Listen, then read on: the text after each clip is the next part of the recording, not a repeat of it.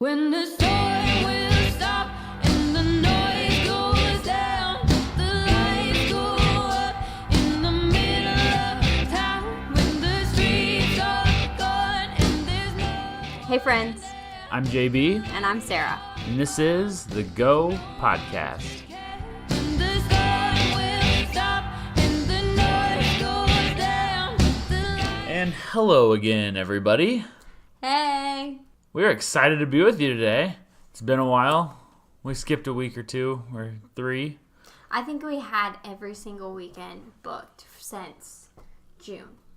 It's been crazy. We've had mission trip, we've had wedding extravaganzas. Bachelorette party. Yep, and weddings, Friendcation. friendcation. We've been doing all the things. We And they've all spoke at been a fun. retreat, which was awesome. We did. That was fun. So we have been just go. And so now we are finally sitting down at our dining room table and recording another podcast. So we're excited to be here tonight. And we were traveling up to Michigan. We went to Lake Michigan with our kiddos and some of our friends. And we got into this argument. And we wanted to... Discussion. Okay, argument. That who was a bigger jerk in movies? Was it the girl or Romantic the guy? comedies. Romantic comedies. Yes. It's a big deal. Yes. But I think first we need to establish, if we haven't already on the show, the best romantic comedy of all time. How to Lose a Guy in 10 Days, of course. We agree on that point. We do agree on that. Probably because they're both equally jerks in that movie. But anyway, so we were having this discussion trying to figure out, are there more females that are jerks in romantic comedies, or are there more men? I think it probably started brewing with the whole, like, we were on a break thing with Ross and Rachel, which is not a romantic comedy, but it's a show, and we It's true. fight about this It's all from Friends. the time. We even have a mug that says we're on a break. Thanks to my older brother, who's a punk. Because we have our own, we were on a break story that we're not going to share We're with not you right now. not on the podcast. Someday, maybe. No. You wanted to share it at the retreat, and I was like, I cannot. It's a controlled environment. I cannot fight with you. That's in not public. going out Like, to millions of people that we have listening to the podcast. okay, our moms are listening to this podcast. No offense, moms. Love you. But, like, Maybe a couple others. Not millions. But anyway, so my argument is that more often than not, the girl in the romantic comedy is the bigger jerk or has the big jerk move of the movie. okay, so Jonathan's understanding from all this, I want you to understand his, like, basis of this, right? So he believes that Ross was right in the Ross, Rachel, we were on a break saga. Like, I just need them to understand where you're coming from because that's ridiculous. So They're on a break. no, you cannot, like, have sex. If there's kids listening. You can't say that. I know, now we're going to be explicit every So- time. I'm the one that does it. Anyways, okay, so we're going to come up with a list, or we have a list of movies that we're going to talk about, and we're going to decide if the girl was the bigger jerk or the guy. So the first one Are we going to go is- through this whole giant list? Yes, The Proposal. Guy or girl? The girl, 100% for sure. Doesn't he, like, hit her? And he's kind of like... I think she's abusive to him. I mean, she blackmails him. Physically, mentally, and emotionally. Yeah, but then he's like, You're not going to win this argument. Okay. Proposal, the girl's a jerk. the girl's a jerk. You need to keep track of this with Okay, your pen. girl. Got it. Okay, You've Got Mail. Do you remember this one? I know. You don't remember You've Got Mail? No, I We're don't know if watching I've... that. Oh, it's Meg Ryan. I love Meg Ryan. I mean, I know. So pretty much, She has a bookstore or she has something. this, like, Look at that. romantic bookstore. It's magical. She loves freshly Sure it sharpened is. pencils. Great. And then she meets this guy online, right?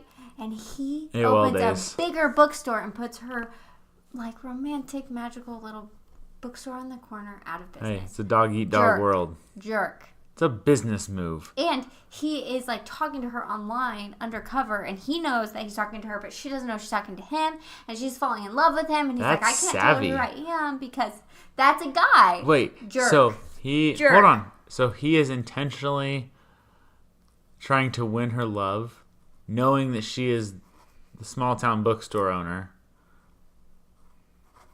You're not going to know. I'm asking you a question. Is that what's happening? Not exactly. Ish. Maybe. No, he is lying to her. He put her out of business. That's And then he's business. like, oh. He didn't put her out of business. He just had a more successful business. That goes to the guy. I'm writing guy. How to Lose Guy in 10 Days. We kind of both agreed that they're both jerks or not? I would say that Andy is more of the jerk because The girl. she Andy is trying to drive It's such a good the movie. guy away. I can't even listen to what you're and saying because he it's such a good movie. is trying to win her love and then actually falls in love with her. No. He Yeah, that's made a what- bet for his job, right? So he is just Incentive. pretending this whole time, right? He's just acting. Well, He's good healthy acting. competition's not He bad. lets the baby fern die. He lets it die. They're both equally jerks. They're both playing each other. I would say 60-40. No, 50-50. 55-45. I'm writing both. So I have the pen, I have the power. Both. The Notebook, the guy's totally the jerk. Pretty Woman, What? the guy is I definitely love that you the just jerk. skim over the Nicholas Sparks entire series of girls that are jerks and people dying in the movie. Now you don't have to watch them if you haven't seen any Nicholas Sparks movies. Stop. The girl's the jerk, somebody dies. I used to read Nicholas Sparks books all the time, and he'd be like, the guy's going to die in the end. It's fine. Like, read something else. Okay, let's And I move get so on. mad. Hitch. Hitch. Girls. No, the guys.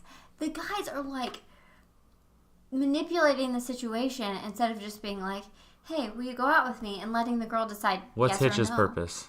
Hitch's purpose is to hitch these guys up It's with to celebrity give women. guys like Albert Brenneman a chance. I love Albert Girls. Brenneman, and he's not even like real. Hitch, But girls. he's so cute. No, we're not going to agree on this.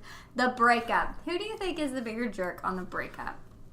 Jennifer Aniston or Vince Vaughn? They're neither one like super nice to each other. I hear that, but They neither ultimately- one like Vince Vaughn's kind of a douche.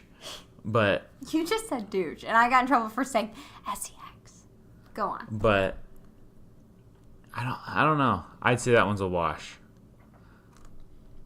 Because they just have a toxic relationship. And then they do mean things word. to each other. And it's really funny to watch. It's a good movie. You know what I appreciate about that movie? I didn't like it when I first watched it because I'm like, they actually break up. But it's called The Breakup. They should break up at the end, right? That's true. Okay. Maid of Honor, girl or guy? I don't know that one well enough off the top of my head. Okay, we'll move on. Just Friends, girl or guy? Just Friends. The Christmas movie? It is a Christmas movie. Air quotes. Christmas movie.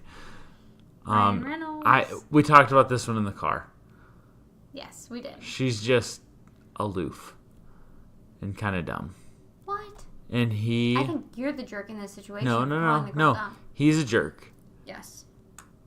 But She's dumb, so it's okay. she was a jerk to him in high school because she was dumb. No. He was trying to, like...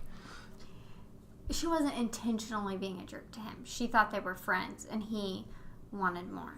Whatever. Move on. I'm right. I love when you make that face because I know I win. Sleepless in Seattle. No clue. No.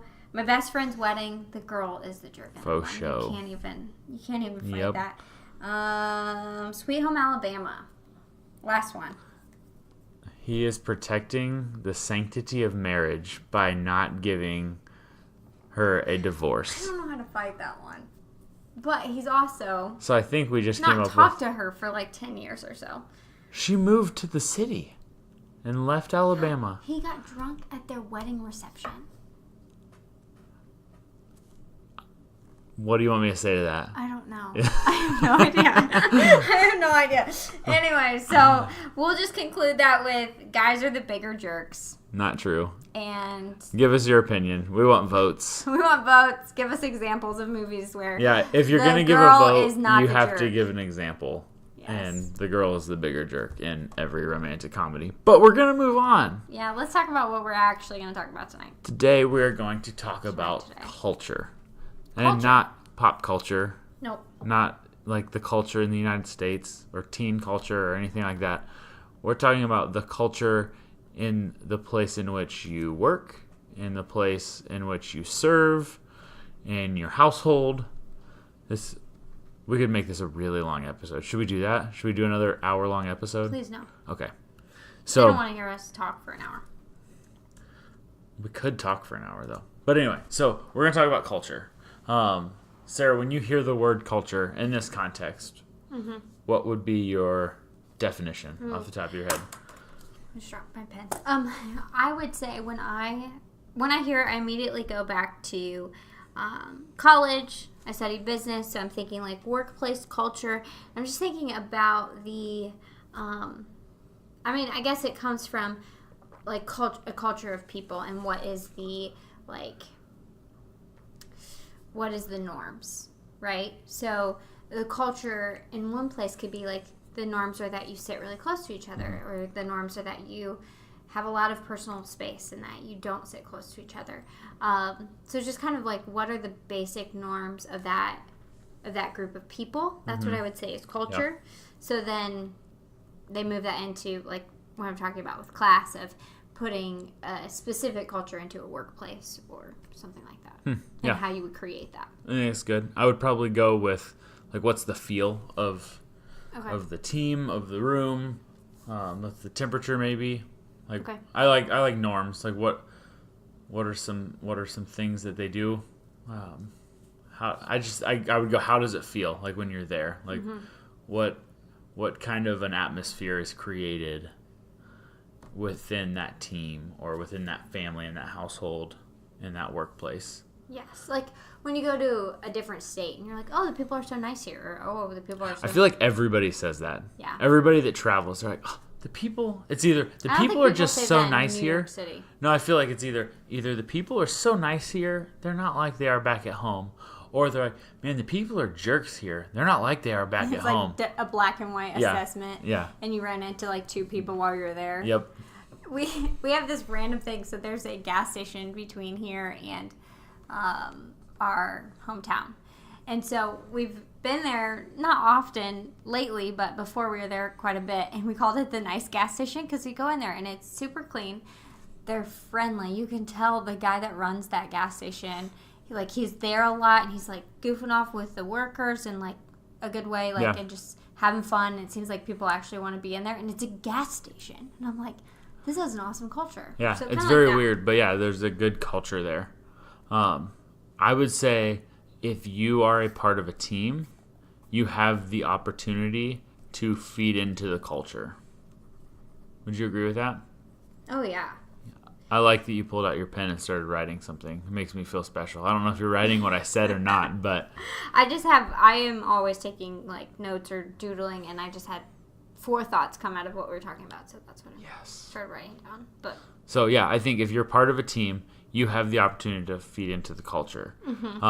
Within our youth ministry, I feel like I've seen that a lot. We have some certain people that really feed into what I feel like has been a really good culture over the years, where they want to learn more. We have some small group leaders that will like text me and say, hey, I bought this book, or I want to buy this book. Can I right now? And like, I had one, I was at the gym, and I'm like, doing my cool down walk, and I see a text, hey, I found this book, I think I'm going to buy it. And I'm like, I have 4 copies in my office. And I just kind of put it aside and then, keep doing my workouts. Like, I'll text her afterwards. And then I get another message like 5 minutes later, like, hey, I'm just going to buy it. I found it cheaper. So I'm like, no, don't buy it. I have that book. But like, that's the kind of stuff like within our environment that sets a good culture, is people that are eager to learn and learn about teenagers and what works best for them, how to have good conversations with them, and how to minister to them, how to love on them best. I think that's very accurate. I would think that the leader in that situation is the main driver of the culture, but I think everyone participates within it. So even if you think about like, let's talk about a general family Thanksgiving. Not our family, but general Thanksgiving, right? Like, you probably have either like your patriarch or your matriarch, and they're kind of the leader, right? They set the tone for the culture of, is it structured, is it not, is it laid back, is it uptight, all of that. That's but true. Then you have people come in, right? And families come home from this place and that place, and like, they change the dynamic with every single person that comes in. I really believe that. Yeah. Have you ever been in a room where somebody walks in and then it just immediately is like, you can cut the tension with a knife? Or gets quiet. That's how it is every time I walk into a room. It just gets quiet, like everybody's talking about me. Is that what they're doing? Yep, Am usually. I killing the warmth of the call? I'm just kidding. That doesn't happen a lot, but it has happened before. It's happened to everybody before. But I agree. Like with there's somebody that sets the tone of the culture, of the feel of the room, and then other people play into it. And yeah, you can have those positives and you can have those negatives. Right. Well, there's people like, I can think of people right now that when they arrive, when they get somewhere, regardless if it's at church or here at our house or at an event or whatever, and it's like they bring warmth with them. Yeah. And it's like people want to be around them. People like gravitate to them. And then there's also sometimes where there's people that like they kind of come in and they make things more tense, or they make it quieter, or maybe they're not always that way, but they're in a bad mood, and then they're like, eh. So yes, I think like, everyone participates, but that there's typically a leader in that. Yeah.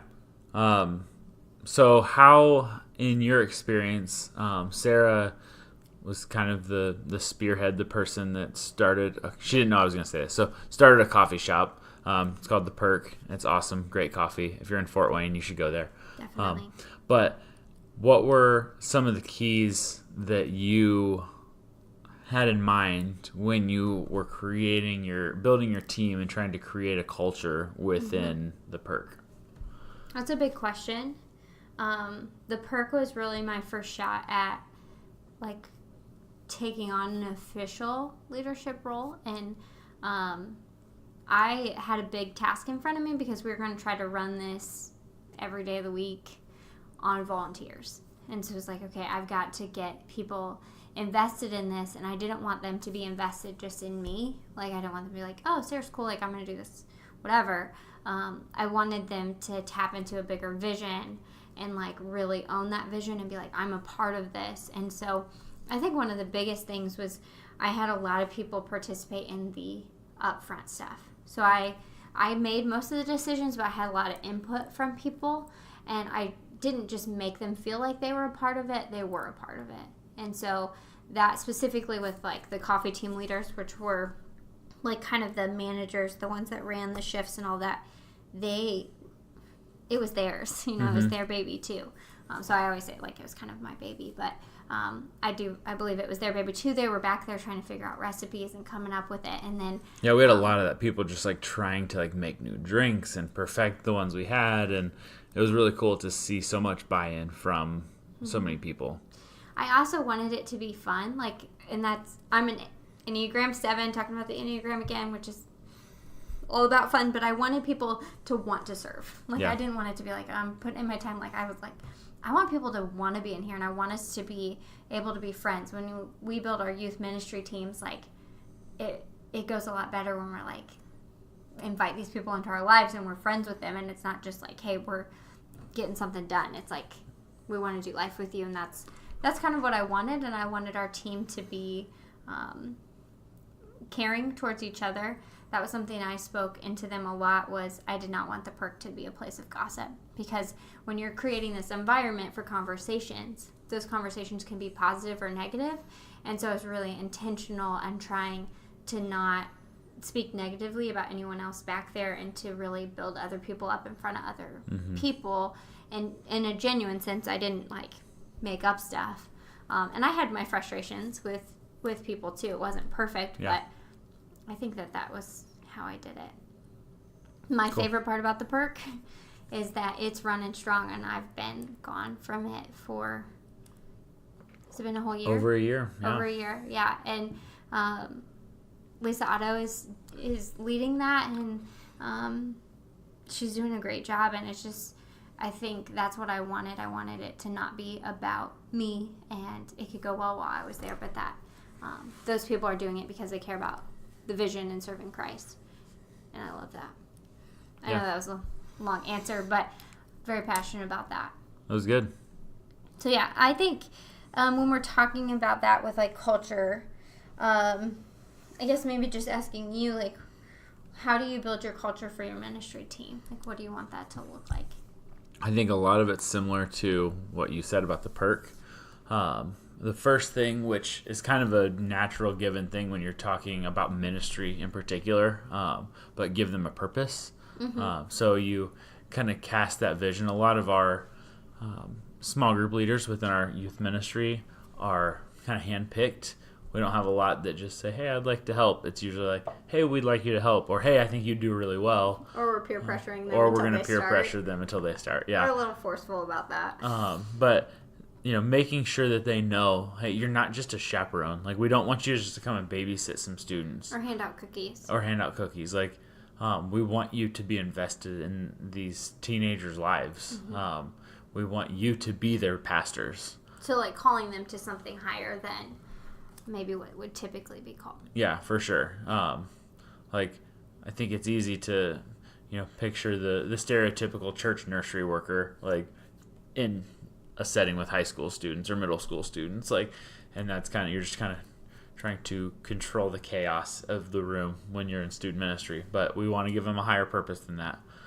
And, like, the next two things are similar, like, pour into them and lead them spiritually. Mm-hmm. So pouring into them by giving them resources, whether it's books or podcasts or having conversations with them. We try to have like a teaching moment, a leadership development point at all of our leader meetings, and we meet every week with our leaders before our youth group, and just making sure that's a part of the culture that's there. We've shared this on the podcast before, but the phrase leaders or learners, all of our small group leaders, they're called leaders. They are people that are leading other people. So we want them to continuously be learning and continuously be growing. So we want to provide them with some of the resources for that, but we want them to do it on their own as well. So kind of calling them to that. I think that goes back to like who you pick, and that's important in any setting, as far as like in the workplace and who you hire in, and then also like in ministry. Like, it's really important if you're going to put these adults in front of students and they're going to have this direct contact, that you know your stuff. You know that they are solid, that they are authentically growing in their faith. That's the big thing I look for. I want somebody that is actively growing and not just coasting and like, yeah, I've been a Christian forever. Well, that's not going to catch fire for those kids behind you. Like, but if you're authentically growing. So who you pick is really important. Now, you don't get to pick who's in your family. You get to pick who you marry, so pick wisely. I heard a very wise person used to tell me often. He said, you can pick your nose and you can pick your friends, but you can't pick your friend's nose. It's not really relatable, but I thought of it. I thought you were going to You thought I was coming with something good. I thought it was going to be profound. No, it wasn't. It's kind of profound, but it's a good teaching point for kids. It's inappropriate to pick your friend's nose. It is. We probably Anyway, have go to on. tell our children that. You can't pick your family. You can't pick who's in your family. You cannot. So that sometimes you don't have that option. Yeah, but as parents, you have a very real role in setting the culture of your home. Absolutely. If your attitude is crappy all the time, guess what? The attitude in your house is probably going to be crappy all the time. Mm-hmm. If you yell and scream all the time, your kids are going to yell and scream all the time. If you're talkers and you're just loud people... Are you talking about us I'm talking about us. Your house is going to be loud. Mm-hmm. And you're constantly going to be telling your kids to be quiet because their brother's sleeping or... But it's really fun. It is fun. Well, a little crazy. And I think if you create fun, I think your household is going to have fun in it. Yeah. Now, I do. I think that you can feel it when you walk in a room. Yeah. And if you're looking for it, and I think you can grow an awareness of the cultures that you're around. But there's places where I can walk into the house and I'm like, I feel like I can sense the environment, sense the culture there. Mm-hmm. I think a lot of people can do that, maybe subconsciously or consciously. I don't know. It was cool doing Campus Life when we did Campus Life because we got to go into so many different houses. That ministry was just based out of homes, right? And we got to be in their houses, and we could sense, being there, how warm, the temperature. Yeah, not the physical temperature in the room because it was typically just way too hot, but sweaty and gross and stinky. Yeah. But yeah, it was cool just being a part of that and getting to see that kind of stuff.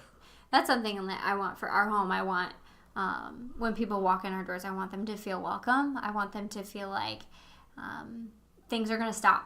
because they're there and we want to like focus on them and all of that. It's funny because we talk about that, but then at the same time, we want to talk about how we want them to feel comfortable enough to like get something out of our refrigerator. That is a win for me. I'm a little nervous saying this in like a public setting, but when somebody comes over and they feel comfortable to just get a drink or whatever, I love that. Our life group does that. They just know where it is, and I say I'm a bad host, so just make yourself at home, and that's kind of my line, and I feel like that works for us, and I love that. I love when people do that. So that's what I would think if somebody is looking to maybe even change the culture that they're in or creating a culture. I think the first thing to do is to become more aware of the cultures that are already in place, because culture happens. Yeah. You can be intentional about it or not, but it happens. I think that's good. Be aware, like be a student of the culture of the teams that you're on, whether that's work, whether that's someplace that you serve, whether that's in your church or a local nonprofit or whatever, or even your house, your family, whatever that looks like, even if it's just you and some roommates. Like, what is the culture of that group of people? Yeah. Be a student of that. I think something that, Jonathan, you are really intentional of in the ministry setting specifically, but I even see it with our boys, is just creating a culture of raising up other leaders that you want to push people forward. Sometimes you push them harder maybe than they want to be pushed, but I kind of think about that with our son Beckett. He's 4, and Jonathan's been like teaching him how to ride his bike, and he's been all for it, and I'm sure he's ready, but like as a mom, I'm like, give him 2 more years, you know, like he can figure that out later. But you see the potential in him, and so you're like, I'm going to push him forward. Yeah. And thankfully, we have good catching skills. I have good catching skills and some good theatrics with it too. Yes. But I have been known to push people pretty hard and create some tears at times for both our kids and our students. But Confession hour.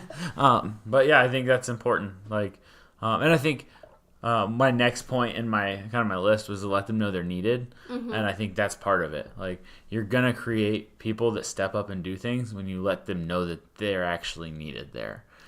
Yeah, I have a question for that. Yes. So when you're creating that, how does that balance with also like you're not okay? Because it could come across as you're pushing all this responsibility on other people. Yeah. So did that make sense? Because I felt that way when, like at the perk, when I had to ask people to do things that I didn't want to do, I had a lot of guilt about it, like I'm pushing off my responsibility. So how do you wrestle with that, or how do you see that? I think there's a couple things too. I think some people are just never gonna see that in that light. Like they're never gonna see it as as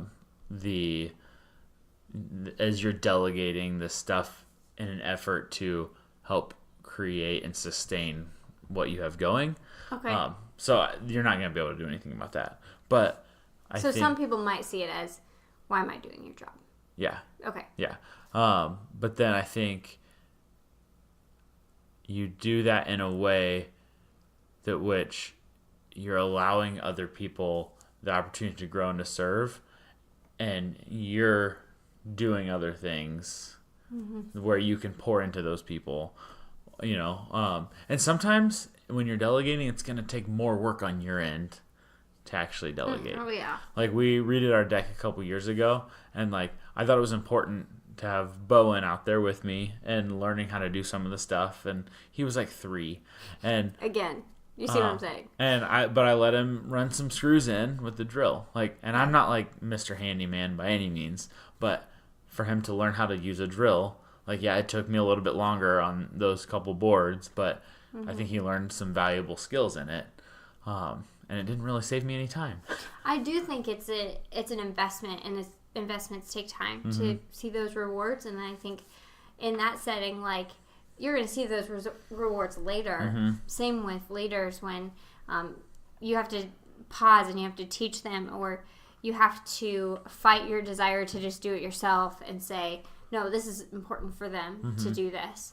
And then that might take longer in that moment, but a month from now, when those leaders are running with things and you're not touching it, like, that's a huge reward to that investment. So I think in the long term, it takes less time to delegate, but in the short term, it definitely takes more time. Yeah, I think that's good, calling it an investment. Like, we have within our student ministry, we have leaders speak, like give the message, sermon, whatever you want to call it, very often. That's not always a popular thing to do. It's not.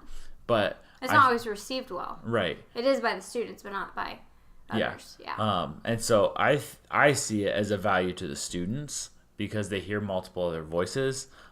When I'm a male and I'm the leader of that ministry, to get female voices in there, I think is super important. It's important for the guys to hear the female's perspective. It's important for the girls to hear a woman's perspective. But I think that having those people, I meet with them and walk them through, hey, like, here's how to prepare, here's some tips, whatever. I think they grow through that process as well. You've probably, I mean, you're as experienced, I think, as anybody in that type of setting. I don't know if you would agree or disagree with that, but it kind of pushes you. It's an additional kind of spur to, push you in your faith, in your skills, like, communicating with people and things like that. But then also trying to, like, connect with those students, because you're connecting with a broad range of, different ages and likes and dislikes and all that stuff. So yeah, I would agree. Like, anytime that I have to or get to teach something, like, I know that material better than I would if I didn't teach it. I also feel like that opens conversations for students to have directly with me of, hey, you talked about this and this happened the next week and I related it, and those are really rewarding for me and motivating for me to keep going, to keep trying to do this.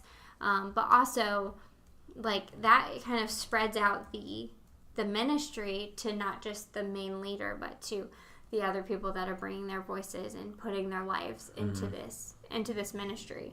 And I think that's really important. And I think if the church's desire is to grow, right? Like, or there's nothing wrong with that, to grow in number, because we want more people to know Jesus Christ. And so if only one person is developing their leadership skills, then that is going to significantly delay that growth. But if you have 5 people or 8 people or however many people that are developing their speaking skills and their teaching skills and being small group leaders and all of this, that maybe they will continue to pour into that ministry, or maybe they'll go somewhere else and they'll use that. And I think that's what the church should be about.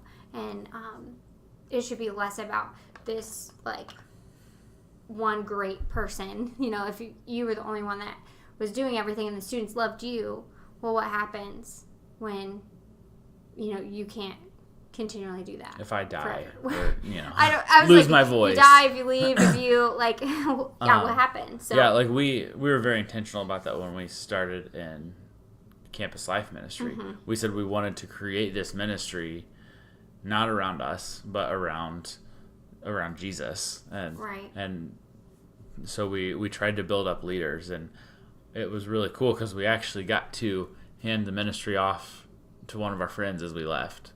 And someone we pretty much handpicked and said, hey, we want her to run this when we go. And you had kind of saw that in her maybe even a year or so before, and started meeting with her and, like, pouring into her and investing in her because you saw that in her. And, like, that's one of the coolest, like, moments for me was when she, like, was just sharing her appreciation towards you for seeing it in her that no one else had seen it. And I want to be a part of that. I want to be the one that spots it in a junior high student or spots it in my freshman girls. I'm getting a new small group and they're freshman girls and I'm excited about it, and I want to be the person that spots it. I really do. And I want to be the person that's like, here's an opportunity, go and use it. I told somebody recently, I want our ministries that we lead to be ministry factories where we're just reproducing ministers. Whether those are youth pastors or children's pastors or lead pastors or not pastors at all in the vocational sense, but they love people and they want to share Christ with people. But I just want to churn those out like a factory. No, I love that, and I think that his ministry, right? Like, Jesus led his disciples like he was going to leave them. Mm-hmm. You know, like, he pushed them before they were ready. He did hold their hands, so to speak, in certain settings, but there were a lot of times where they're, like, looking around like, I'm not prepared for this. Right. Where'd you go, Jesus? Like, we need you to come back. Like, Yeah. And I really like that because Jesus had this very uncontrolling sense of leadership. And I love that he let his leaders fail. And he let them try again. Mm-hmm. And he pushed them forward before anyone else would have picked them. And I think that's what we need to be doing for the people around us. Yeah. As you were talking about that, for some reason, it made me think of Troy and Michelle. Friends of ours. Troy was the high school pastor before me, and we worked a lot together and still work together. And he's always said about parenting specifically, our job is to raise up adults that can function in the world. As parents, that's our job. And it's cool to, we came into their lives like kind of at the midway point with a couple of their girls, and now their girls, one of them's going to college and one's going to be a senior. And like just seeing that, like the fruit of that, and like how they've prepared these girls and created them, and they didn't create them, but they did in a sense too. We've got to get them on the podcast. I'm in charge of the scheduling of guests, and I'm failing at it. Hey, we've had one guest. We have one guest. Oh, my goodness. But I really would love to get Troy and Michelle on here and just talk to them about how they've raised their girls. I know that they would not say they've done it perfectly, but from outward perspective and seeing what they've done, like, they've done a fantastic job with their girls. And I think, like, creating that culture, like, letting their girls fail when it's necessary, and letting them wrestle with big questions that they have. They haven't like hindered them from doing that, but pushed them to do that. Yeah.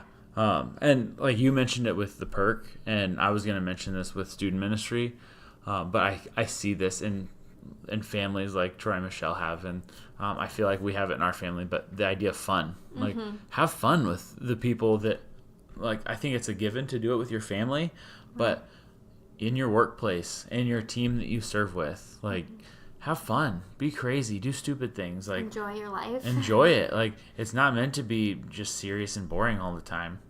I don't care where you work. Like, you can initiate some fun some way, whether that's competition or a game or jokes or I don't know, whatever it is. Like, whatever it is. Yeah, it can be fun. So I they think can that, polish rocks together. There you go. That sounds awful. Some people think that's fun. I'm just trying to open up our perspective for other types of people. Well, maybe your sister will listen to this podcast and she'll be excited about polishing rocks. We joke that we need to send our boys down to my sister's for science and nature camp. We're not getting a whole lot of that here. No, we also live in a neighborhood. They play outside a lot in the mud. That counts. They're good. They're going to be fine. Bear was playing in the garden yesterday, which doesn't exist. It's just weeds. And Sarah was like, "Can you go get him?" I was like, "He's just playing with dirt. He's fine." So I think Sarah may need to be the one who needs to go to science and nature camp. I know. Well, they found this toad, and this toad has been bothering me so much. Like, I'm like, it's so disgusting. It's like the third one they've had this summer, and somehow each of them have lived long enough for them to then release it back into the wild of our neighborhood. I don't know how. I also don't know how I'm a boy mom because I'm like anti all those things. Like, I can paint people's nails. I think those skills aren't needed here. I think you're a great boy mom, but I will also remove your boy mom privileges if you start painting our boys' nails. Fine. Whatever. So, did you have another thing on your list? I did not. That was my 5 things on my list are: give them a purpose, pour into them, lead them spiritually, let them know they are needed, and have fun. That's Love it. my list of things that you can do to create a great culture. And we didn't really talk about the lead them spiritually part of it. We kind of like glazed over that in both of our areas, and even in our parenting, we didn't really talk about that. Let's pause and talk about that. So, specifically for the perk, for me, I wrap the perk's purpose around the John 4 scripture with the woman at the well. Yeah. And how she was just going about her everyday life, and she had an encounter with Jesus that changed her eternity. And I wanted that to be similar to the perk, that somehow we would walk people into these like eternally significant conversations in an everyday life setting. So now that didn't mean they walked up and were like, would you like Jesus with your coffee? Like, you know, like let's whatever. What? I feel like I'm getting all these like stupid cheesy ideas right now.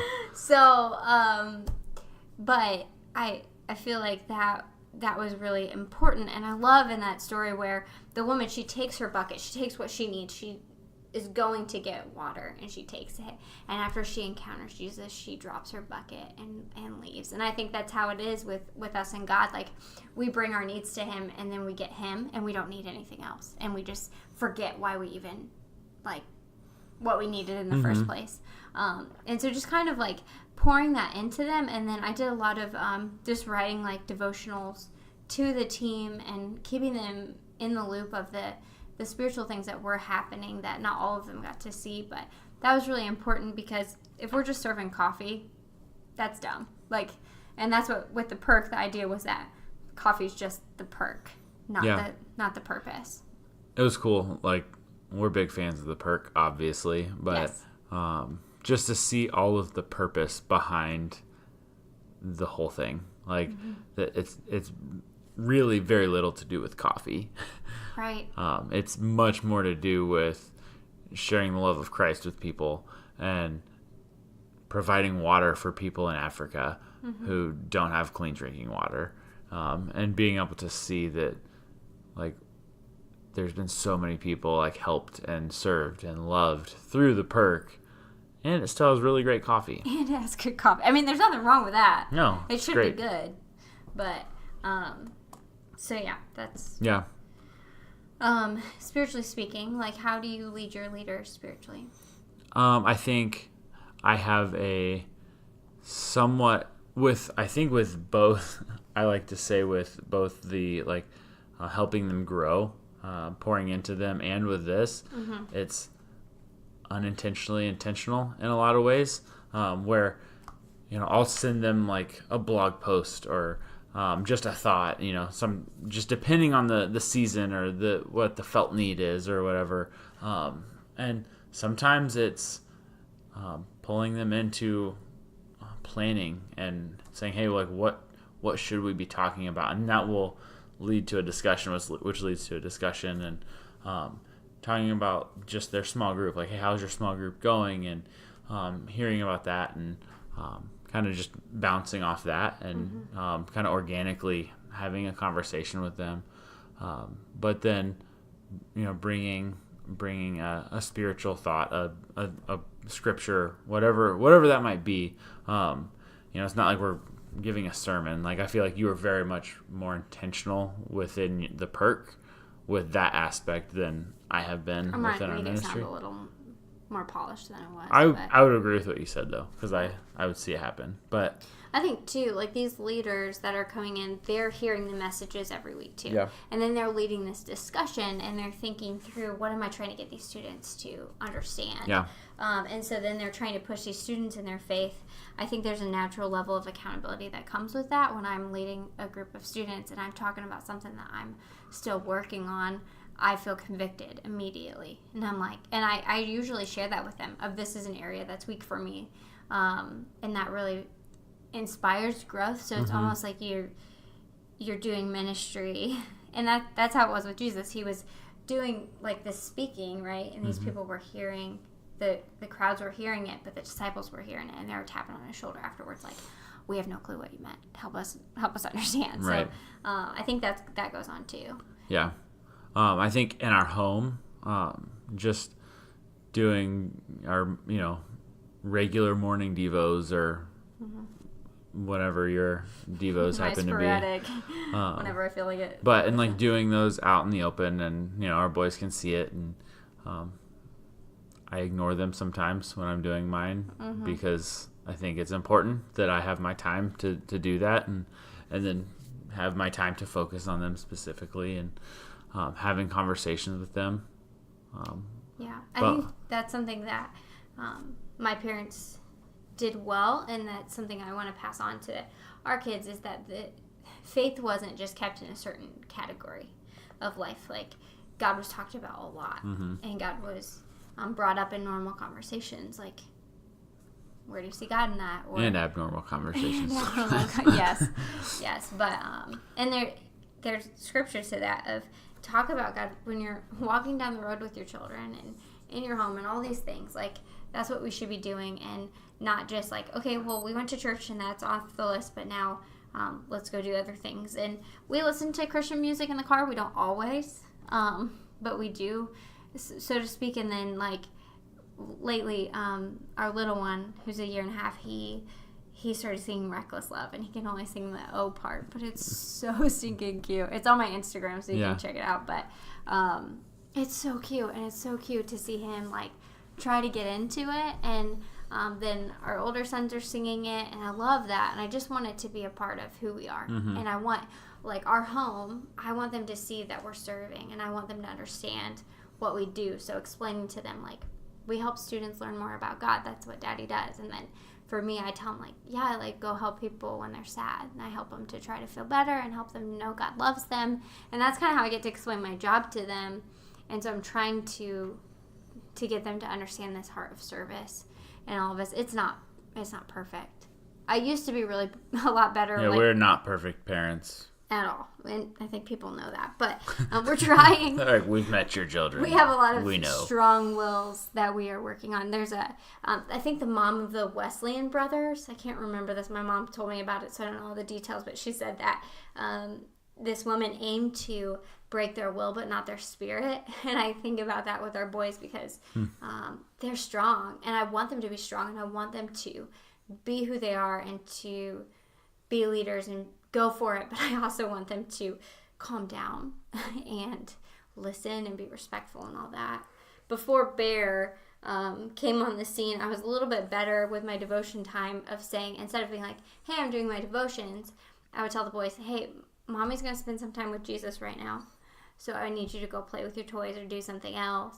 And then Bear came on the scene, and he's, like, jumping off tables and stuff, so that hasn't been happening lately, but I need to get back into that. For sure. And being able to explain it to them in a simplistic way that they could say, not just, oh, Mom's doing this thing because she's supposed to, but this is Mom's special time that she gets to spend with God. Yep. It's good. It's good. You got any parting thoughts, Sarah? Guys are always the jerk in romantic comedies. That's true. What I want people to go home with. I want them to respond with their opinions or facts and examples to back them up. Yeah, but I definitely won the argument. I just want to clarify that. Also, I would love to hear from people about cultures and what they do to maybe try to change the culture around them or influence it in a positive way. I'd love to hear about that. Yeah, whether you're the leader or participant or even a child, a student, a teenager in your family, like, what are some things that you do or could be doing or could be thinking about doing that could positively impact the culture of your home and your family or your workplace, your school, all of the above. Absolutely. Cool. So go and do that, and we will talk to you guys next time. And also go and rate and review our podcast. Always. And everybody says it. Supposedly, it helps people find us on all of the channels or all of the platforms. Okay. I don't know if that's actually right. I just hear everybody say it, so I think that's what we're supposed to say. When you rate and review... We're pretty much just pretending. We're just doing what other people are doing. It helps people find us. I don't know. It sounds good, but thank you for listening. We love it. It's super fun. Yeah. We'll talk to you guys next time. All right. See ya. When the storm will